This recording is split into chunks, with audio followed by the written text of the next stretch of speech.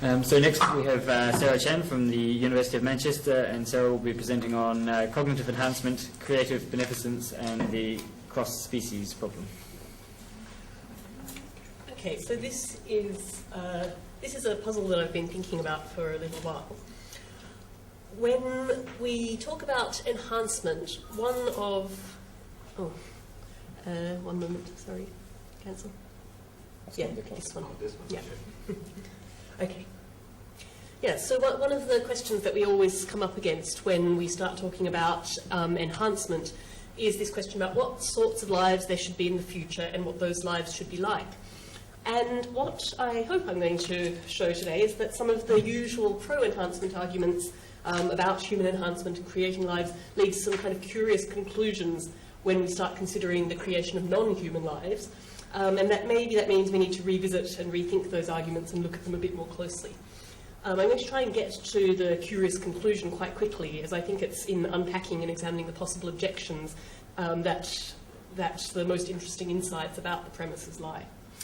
Okay, so some starting points. This should be familiar territory, I'm sure, to many of you. So enhancement is generally assumed to be a benefit to the individual. So John Harris says if it wasn't good for you, it wouldn't be enhancement. And this question of better for whom is one that comes up in a number of guises throughout. So this is mark one. It's better for the individual. It's not necessarily good for others. So Julian and Ingmar's evil genius scenario, it's not better for the rest of the world, for that individual to be smarter. But this has been used to assert that, at least in terms of the individual, there's a moral obligation to enhance. So John and Julian have both argued this in various places. And that's enhancement in the sense of increasing well-being. So John has this phrase which I rather like: to fail to enhance is to disable. All right, so we have an obligation to enhance because it's good for you. Right, what about choosing and creating lives? So again, John has an account of what he calls the harmed condition. It's a condition that someone has a strong rational preference not to be in relative to possible alternatives. And he says that we have reasons not to cause somebody to come into being in such a condition. Presumably cause allows by inaction. Now I discovered, looking again over some of the literature, that John also says it's a condition such that medical staff would be negligent if they failed to reverse or remove it. But actually I don't think we think any longer that medical judgment is the appropriate standard for determining what's good for one. So if we go back to this, to fail to enhance is to disable, I think most medical staff would say, oh no, that's not therapy, I'm not doing that. But actually we're starting to reject these ideas of medical normativity in determining what's an enhancement. So on this basis, John says parents have a reason to choose the embryo that's not harmed, and that will have the best possible chance of a long and healthy life, etc. Julian's formulated that in a slightly different way with the catchphrase procreative beneficence, that parents should choose the child who's expected to have the best life, which is the life with the most well-being.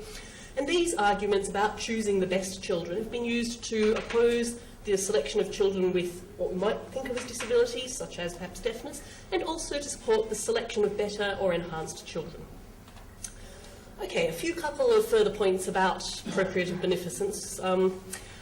Obviously it applies to the capacity for well-being as well as actual well-being. So think about a scenario where you have two children and one is for some reason unable to be enhanced and the other is able to be enhanced. In the non-enhanced state, they both have the same amount of well-being, but you can enhance one so that that child's life would be better. Clearly, the principle says pick the one who can be enhanced and then enhance it to make it better. The other point is that I don't think the principle of procreative beneficence necessarily applies only to one's own projects of procreation. And you can see this fairly simply. If it was the doctor who had to make the choice rather than the parents, we'd still say, no, you should choose the child with the better life. Or if some random stranger had the option, we'd still say, well, no, there's an obligation there. So even if parents have special responsibilities to the beings they create, the basis of this obligation of procreative beneficence is general moral reasons that also apply to others. Okay. Further than this, many people have argued, including me, that the obligations to enhance extend even to enhancement that would turn humans into post-humans. And this goes against what Nick Agar has argued in his book, that we have value-based reasons to remain human. I submit that we have a difference of values, and what you value might be remaining human, what I value might be becoming post-human. But the obligation to enhance then also extends to an obligation to create post-humans if such beings would have better lives. So if you read what Julian and Guy Kahane have said in their more recent paper on procreative beneficence, in comparison to such possible future persons, by which we can also read post-persons, most existing persons may count as suffering from disability. So when that's the case, we have the obligation to create post-humans. Tom's also suggested that post-humans might have a greater capacity for well-being, lives much more fulfilling than any that a mere person could live. So I think both of these say that if we apply the principle of procreative beneficence, we have an obligation to create these post-humans. And John and I have said that species boundaries, or even species relative preferences, shouldn't prevent us from either enhancing humans to the post-human state or creating future post-human children. Right. This also extends, of course, to animals. So moral obligations, including the obligation to enhance, shouldn't be limited by species membership. If we said that the only reason to deny certain creatures beneficial enhancements are because they're not our species, that would be speciesism, as most famously characterised by Peter Singer. So what that means is that if increased cognition would benefit a non-human animal, we have an obligation to it. If it would benefit that animal equally, we have an equal obligation. And I've illustrated this by using the two babies scenario. So if you have a baby who's going to be mentally handicapped so that it's like a chimpanzee, you've got an obligation to treat it to confer human intelligence. Now imagine you've got two babies. One's a human, one's a chimpanzee. We might not have an equal obligation, it might not be equally good for them, but we have an obligation to both. One way of cognitively enhancing human animals might be to create human neural chimeras. And at the time that people started writing about this, there was a lot of talk about things like the human neuron mouse and so forth, but there hadn't really been very much evidence that creating neural chimeras would actually be a cognitive enhancement for animals. But earlier this year, a group found that implanting human neural cells into a mouse brain actually did make them smarter. So anyway, this is now a question of that's getting much, much closer to being real. It does raise issues of moral status enhancement as well as cognitive enhancement, but I'm not going to go into those. They've been well considered elsewhere. What I do want to point out is that we don't need to resolve questions about moral status enhancement and the creation of humanimal persons to accept that non-human animals and humanimal chimeras, whether persons or not persons, can still have worthwhile lives. Okay, a few further implications of the idea of animal enhancement and humanimal chimera enhancement. So this is a better for whom problem again. If the enhancement is such that it would alter identity or create a new identity, you can't say it's better for the pre-enhanced being. So if you could enhance a side table suddenly to personhood, you haven't enhanced that table, you've created a new table person. So this obligation to enhance applies only to certain sorts of beings, which I call proto-persons. So they're the kind of beings that are capable of benefiting in and of themselves because of the kinds of beings they are from getting smarter. And I'm going to suggest that we should widen this idea of procreative beneficence to a more generalised idea of creative beneficence in relation to choosing lives and enhancing those lives, so choosing to create lives. And this takes sort of two parts. The first is that it's morally preferable in choosing which lives to create, to pick the ones that are better, and we know that that's a kind of impersonal benefit because it can't be better for you to exist than to not if you don't exist. And the second part is that if you're going to create a being that is of some moral significance, so can be said to have a life that has some sort of meaning, then one has an obligation to make the life of that particular being as good as possible. So that's a sort of, if not personal in relation to a person, morally subjective in relation to a moral subject. That's the kind of benefit that attaches to an individual. Okay, now we come to the problem. What happens when we have to choose between creating lives of different species? So who would have the best life? A chimpanzee, a super chimp with human intelligence, and I have argued elsewhere that intelligence would be a benefit to chimpanzees, or a human. Now, if we think the super chimp's life would be worse, let me just point out, if we think the life would be worse because they'd be mistreated, that's not an argument not to create them, that's an argument to treat them better. So that super chimp probably has more capacity for well-being. Once it exists, we need to make sure that that capacity is fulfilled. Okay, so you can see where I'm going here.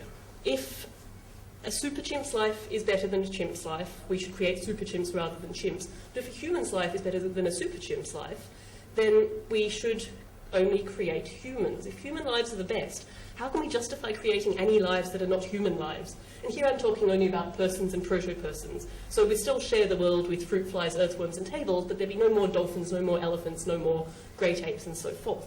And I think we feel that would be a kind of impoverished world to live in.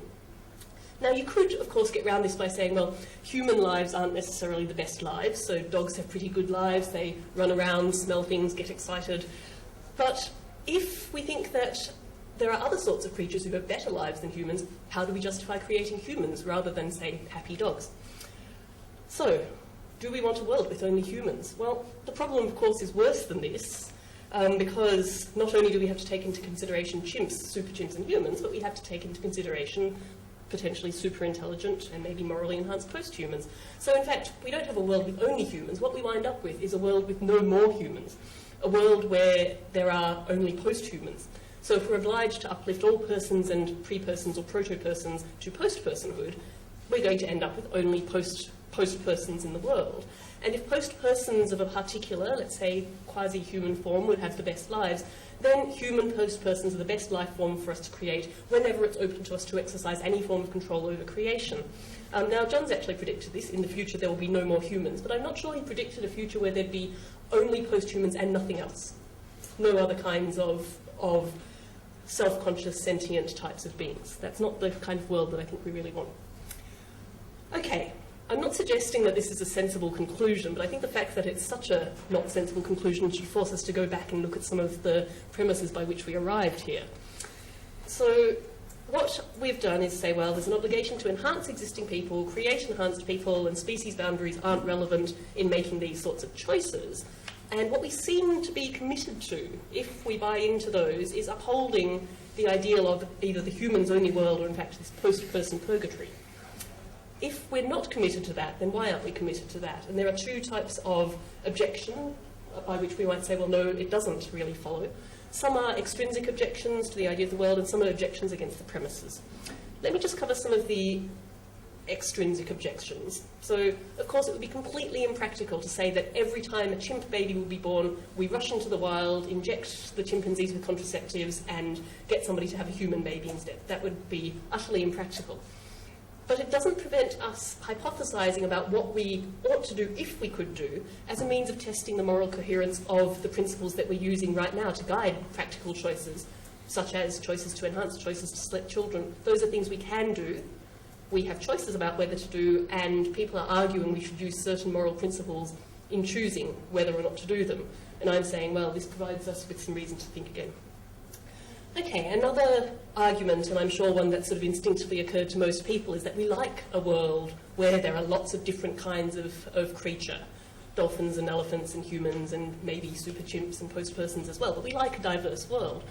But of course, similar arguments could be made about the value of diversity in human society when it comes to choosing human lives. So if you're going to use that argument as to why these principles don't lead us to an all-human world, you have to go backwards and say, well, actually, they don't tell us much about the kinds of beings that we should create in the human world either. Let me also point out that this is a better world argument, not an individualistic one. So we're not saying anything here about the welfare or the well-being of the being to be created. We're saying the world would be better if there were more kinds of being in it. And then I think that becomes an issue really about justice. It's a question of who should bear the burden of maintaining diversity for the benefit of the group at the cost of them having a less good life for themselves. And I think it's far from clear that we should answer that question in a speciesist sort of way. Okay, the third objection is a little complex, but I think it's an interesting one because it clarifies for me what kinds of choices we're considering here, and points out that we're thinking not primarily about better world decisions, but about individual relative choices. And that's the objection that human births and chimp births aren't directly interchangeable. So I said, well, every time a chimp mother would have a chimp baby, we could rush into the wild, inject them with contraceptives, prevent that happening, and cause a human to be born instead. And we think that's actually not the same thing. Why is it not the same thing? It's because preventing a chimp birth and causing a human birth instead wouldn't achieve the same sort of aim within the world. And we can see this by analogy. Let's say we have a human mother who refuses to have genetic selection or enhancement to choose the child with the better life. John and Julian's arguments notwithstanding, she just says, no, I don't want to do that, versus a human who agrees. getting the second human to have a child instead of the first isn't the same thing, even though a better baby would result. So it's because it doesn't achieve the same creative goals. You might even say it infringes the procreative autonomy of the first mother not to let her have that child.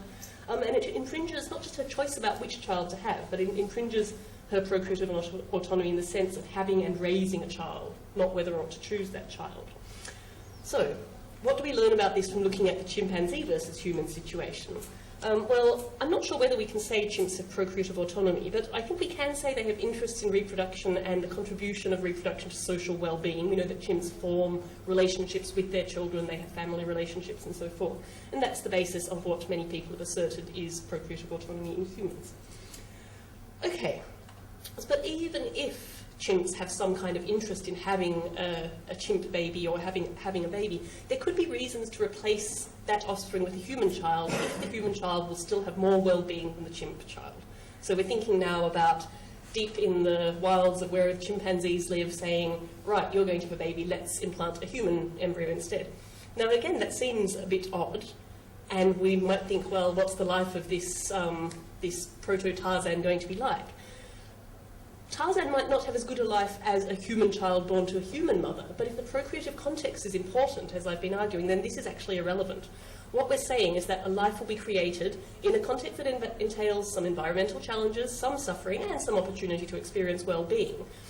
And in that scenario, you should create the best life, all things considered. So we don't usually stipulate that people in war zones where children will have less good lives that are liable to contain suffering ought to have children who are somehow sort of mentally reduced in capacity so they have less capacity to suffer. We say, well, in that situation, your child is going to have a life that might contain some suffering, some well-being, have the kid that will have the best life in that situation. And you can see ways in which Tarzan might still have a better off life than the chimp baby. Okay, so let me quickly go over the objections to premises. I realise I'm quite short on time. So we could object to the idea about species not being relevant. Maybe species is actually more significant than we think in determining what's good for us. But why should species be the defining category? Why shouldn't we say instead, well, one-legged human? My creative project today is to create a one-legged human. Do I have an obligation to create it with 2 legs? Well, you might say a one-legged human's still human, the natural state of humans is to have 2 legs, but that seems to be buying into notions of species typicality or species normalcy that we tend to reject in the enhancement debate. You could say that some properties are genetically intrinsic, so humans genetically have 2 legs, but genetic disease is also an intrinsic property, so that's not really a good argument. And then you could say, well, certain properties are better for certain kinds of beings, but the typical state of the kinds of beings who are one-legged humans is to have 1 leg. So changing that to give them 2 legs changes, in some sort of sense, the kind of being that it is.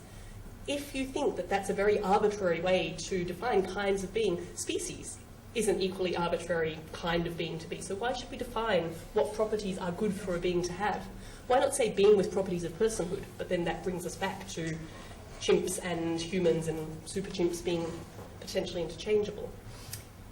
The second potential objection is that our ideas about creating different kinds of life are, if not wrong, maybe in need of a bit of refinement. If we really do have this moral obligation to the beings we'll create to make them beings who will have better lives, we either can't justify creating non-humans or not creating post-humans, or we need a broader account of what constitutes good in a life of whatever species, or maybe we just don't have this obligation at all. Okay, better or good for whom? You may have heard this, it's kind of a joke, it's not that funny, but a man's married to a wife who's perfect in every way except for one single flaw. The flaw might be she makes more money than him, who knows. One day he discovers a magic lantern, he gets one wish, he wishes that the flaw is removed from his wife so that she's perfect in every way, and his wish is granted, she is a flawless yak. If we think that this is actually kind of funny because we can see that he wouldn't want to be married to a yak, I think we get to one of the problems within the cross-species issue. So this is better for whom, Mark 3. Who would prefer to be in this condition? Who would prefer to be a yak or not to be a yak? Is being a chimpanzee or is being a tortoise a harmed condition? So the tortoise example is again from Nick Agar. He gives the example of turning into a Galapagos tortoise to extend one's lifespan, which I think is a charming idea, and obviously we wouldn't want to be tortoises, or we might not. But is being a chimpanzee or a tortoise a harmed condition for whom? We've said that if it's not bad to be a tortoise, it's not bad to create a being that is a tortoise, so the tortoise would still have a worthwhile life. Maybe it's not bad for the tortoise to be a tortoise, but would another sort of being have a better life? And that's the question I think we have to keep coming back to. I'll skip straight to the middle point. If it's better for tortoises to be tortoises and for humans to be humans, then we come up with the conclusion we shouldn't create any humans who would be tortoises. And that statement just doesn't make any sense, and this points us to a well-known problem about creating better lives. Before you exist, you aren't any species. You can't create a human who will be a tortoise. That makes no sense. But before you exist, you don't exist. I know this is a well-known problem with procreative beneficence. I just wanted to point out a few final thoughts on creating lives. I think that looking at it through this cross-species lens maybe gives us some slightly different insights into what's already a well-known problem. We might say, okay, we want to find some way to limit this obligation so we don't have to create no more chimpanzees and only post-humans. And we might say, well, there's something special about projects of procreation. When we take a role in creating a life, we have a special responsibility for the life created. But what if you were, for example, a dog breeder? We wouldn't say, well, your responsibility is to create humans or post-humans. So the purpose of life must be relevant in the choice over which lives to create. We don't want to have dog or tortoise children. We might or we might not want post-human children. But it's a morally neutral choice. This is preference fulfillment for the creators rather than a moral obligation with respect to the life created. Whether we create chimp, super chimp, human, post-human or tortoise children is purely a matter of choice when you look at it at the individual level. Now, you might say, okay, procreative beneficence still exists, but it's always subject to procreative autonomy and the choice of which children to create. But that means it's not a very strong moral principle. Certainly it doesn't give us the strong reasons to create enhanced children that some have argued it does. And if you had to go for a non-individualistic, a better world account of how to guide creative decisions, then in almost all cases you need something like Katrine's procreative altruism rather than procreative beneficence. And I would say that in that case, procreative beneficence winds up with a very narrow application between procreative autonomy on the one hand and procreative altruism on the other. Procreative beneficence would only ever apply where the creators were completely indifferent as to choice, didn't want to exercise their autonomy, and the being to be created would be completely indifferent in terms of a better world. So Katrine wondered whether procreative altruism was redundant, and I actually wonder whether procreative altruism together with procreative autonomy almost makes procreative beneficence redundant. But I'll stop there. Thanks.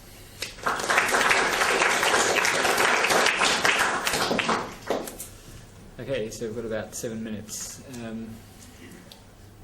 Okay, Nick, and I've got Stefan and James. Can anyone else?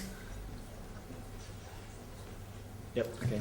Nick, do you want to go ahead? Okay, so first, Chimera. I was very curious about what difference you saw, when you saw a difference between sort of the profitable choices that we might have, decisions about what kinds of beings we can bring into existence, and I guess transformative choices. Because it seems to me that they're quite different. I guess in the book, I was thinking of choices, of sort of transformative choices. But I guess there are certain types of transformation that seem to replace sort of a quite happy or well-off being with a being that's much better off. Yet it seems that basically there's an argument for resisting it that just really sort of appeals to our own specific sort of eclectic sort of preferences about the way our lives go. And I'm thinking of sort of scenarios like the ones in the Invasion of the Body Snatchers movie. It seems that there's sort of something you can sort of predict about most of the human beings in those movies is they don't want to be body snatched. They seem to have, I mean, there's no law of reason or rationality that sort of says it's mad to become an alien, a pod alien. But it seems that sort of most of them don't seem to want that life. And I sort of think that in that case, you're basically harming them by transforming them, even if what you're giving them is in some objective sense superior to what they had before, because they just simply, for whatever stupid reason, don't want it. Yeah, so I think that then becomes a matter of personal preference. So I suggested that perhaps, we just value different things, the things that someone values that says, I don't want to be body snatched. You can conceive of somebody not actually valuing those things that much and going, hey, come on, take me away. So that's a matter of individual choice. And I guess that question kind of gets right to the point of the problem that I'm trying to address here, which is that we can make choices for ourselves. How do we make choices for beings who don't exist yet? What is their rational preference? What is the state that they'd prefer to be in? So I might prefer to be post-human, you might prefer to stay human, but we're talking about a being here about who we've got no idea who doesn't exist, so how do we make that choice? Stefan. Yeah, enjoyed your paper, but I've got quite some serious worries that it's got potentially morally totalitarian implications. Okay, so let me just be clear. I'm not arguing that we should go to post-person-only world. No, but not on a political level. So sort of that it's not a coercive type of eugenics. But you were trying to apply the moral obligation not solely to the procreative space, but widening up to other fields of application. And I was thinking sort of just, for example, in the procreative case, it's sort of the question of choosing a fertilized egg after IVF and then BGD, and then you're making certain choice, and then according to the principle of procreative beneficence, you've got the obligation to make certain choices. Given that there's a structural analogy to choosing a partner for procreative purposes, and I think there's such a structural analogy, then by you widening sort of the moral obligations to these cases as well, then you would also have a certain moral obligation to choose the partner which is sort of genetically best compatible with you in order to bring about the genetically best children. Okay, and if so you're not going to do this, then you would get the moral blame from other. Why haven't you made the choice for that and that partner? And this is sort of for me, it's a moral infringement on my own freedom, which I regard as morally highly problematic at least. So I see what you're saying, but I'm going to say that that criticism could also apply to procreative beneficence in the first place, so go and talk to Julian about that one. And secondly, that in widening the obligation, my intention is not to actually say, yeah, we should start to apply creative beneficence everywhere. My intention is to say we get to a really odd place, so let's look back at the theory and see if that makes sense. So, I'm not sure I agree that that we get these consequences. But even if we did, so I see you're saying maybe what about when the wishes of the parents come into conflict with the whole fertility team about which children they want to create? We can construct an account of weighting of other interests such as autonomy, choice and so forth, and say that parents not only have special responsibilities but special rights because of the closeness to the children. There are ways in which we can say the obligation exists but will tend to be overridden in these special cases. So it's not it must be one or the other. Does that? No. I'll talk about it later. We've got 3 more questions, which we're not going to get in anyway. So can we have quick questions from James and then Chris and then Rob all together, and hopefully Sarah will have time to respond to one of them at least. Just to say, in my circles where we've debated this with great deal of passion about animal uplift, there are 3 considerations that we've taken seriously that kind of ratchet us back from the erroneous conclusion that you draw. The first is that that there are reasons to want to have a society in which parents generally resemble their children, and because we value the capacities to have children, and we want our children not to look, chimps don't want to have human children, and we want our children to look somewhat like us, but we can fulfill the obligation to have the best possible children even within that, so we would have the best possible chimp but not necessarily have to have a human. The second obligation is one that you've raised before, which is that there are certain evils in the world which we best addressed by having empowered individuals from that particular class of being. And so having cognitively uplifted chimps would arguably be one of the ways to address some of the evils of the world. To be ambassadors for their species, kind of thing. Exactly. Yep. And then the third argument would be actually, and now that we have a language for it, a reproductively altruistic argument, which is to say that a world in which there's a maximum diversity of kinds of minds and potential contributions to the future civilization from all different species perspectives would be the best possible world that we could create. And that's a world in which we don't simply monocrop the kind of post-humanity we create. Chris? Yeah, I was actually going to say your last argument is there in a similar way. Just that, one reason we might want species diversity is just to guard against species-specific threats. So if Yeah. it's only posthumans, then we're really at risk for a posthuman-specific threat to come across. If we've got these diversity of species, then even if posthumans go out, we've still got happy chimps that we care about its utility through time or something. I totally agree with both of those, but that is a better world argument. It's no longer about the individuals, and we have to decide how to distribute the sort of benefits and burdens of life. So that becomes a different sort of argument, but I totally agree with those points. Yeah. Rob. Yeah, so, I mean, I think you're absolutely right that, and in fact the last two comments reflect this, that procreative beneficence ends up going out the window in these cases because all the work ends up being done by species level or collective, like better world arguments. I think you're right there. Which don't have to be species level, of course. No, okay, but better world, there's Yeah. something to, they're to do with total distributions of welfare rather than the individual. welfare Yeah. itself. But I guess one of the things that's so slippery about the notion of procreative beneficence as it's been developed in the literature is that this idea that it's merely a pro tanto reason or a strong moral reason, which means it ends up, when you push people, it ends up being outweighed by anything at all. Because we wouldn't do any harm if, while it would be a good thing to turn the chimp into a super chimp, we wouldn't do any harm if we didn't, at least in selection decisions, and therefore the mere preference for diversity is enough to do the work. And I mean, I think that reveals the problematic structure of the argument. Yeah. But surely that's from the advocates of procreative beneficence. The response is simply, look, there's all sorts of reasons why we don't want to go with what's best for our child, but because it's merely a pro tanto reason, we just do whatever we like. Yeah, I think the impersonal harm problem is a plague of procreative beneficence, and this is maybe just another way of getting to it in an unexpected way. But yeah.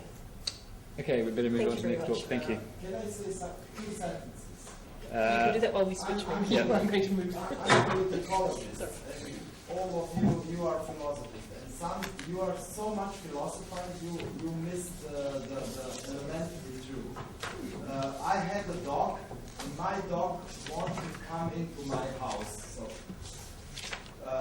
obviously that we are living better from my point of view, because that was one. You talked about premises. I know we can philosophize about it, but let's... Okay, let's we can think about that as we move on to the next... My dog was envious.